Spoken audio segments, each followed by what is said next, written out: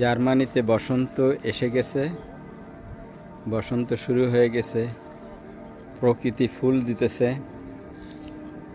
পাখিরা গান গাওয়া শুরু করেছে।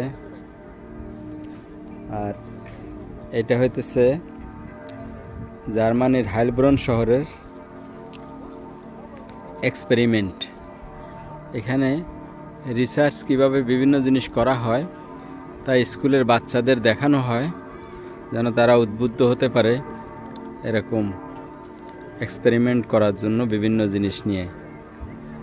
জার্মান যদিও এক্সপেরিমেন্টের দেশ, সব কিছু নিয়ে এরা রিসার্চ করে। অত্যধিক কৌশলের সাথে এরা রিসার্চ করে। আমি একবার অংশগ্রহণ করছিলাম, সিস্টেম দেখে কিছুটা অবাক হলাম।